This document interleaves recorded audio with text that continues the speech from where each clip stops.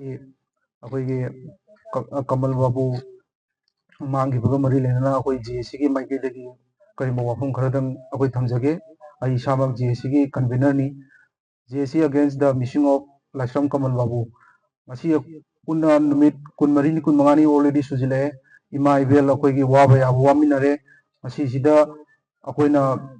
फमीबा मिफम मसी धरना असी अखोई लोसिनबानी याम कन्ना अखोई गवर्नमेंट दसु प्रेशर पीरे उनबा याबा अखोई गवर्नर उनरे ऑनरेबल दिंकू सर उनरे चीफ मिनिस्टर अखोई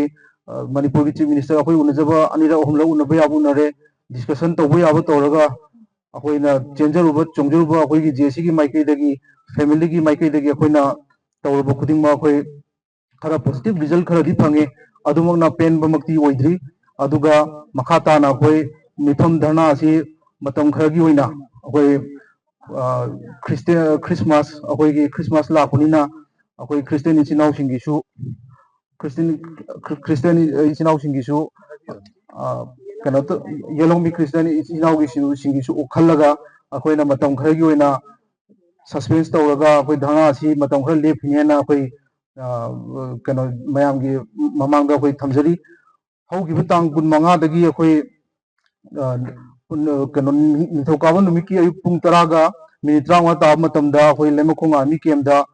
57 माउंटेन जीप मसागी वर्क साइट मथौ अमगी दमक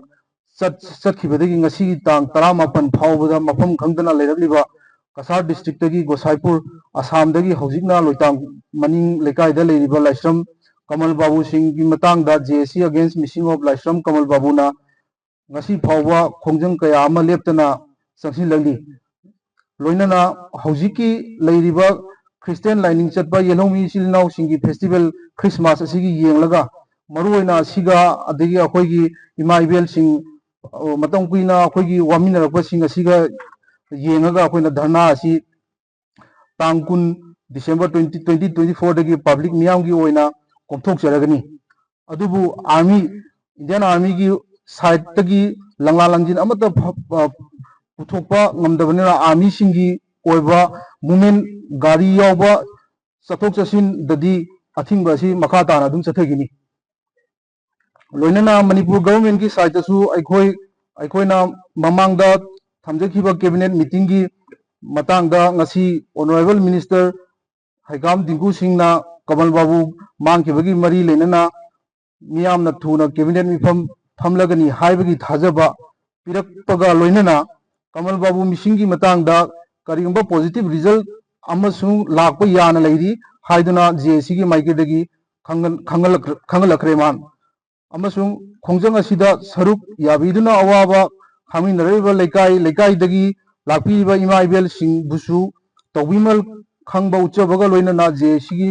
मखा तारकपा खोंजंग सिंहदसु सरुक यामिनसी हाइदुना नोलुकचरी मरम अदुना ngasi डेट 19 2024 की धरना असी मतम खरी ओइना यथोकचरे।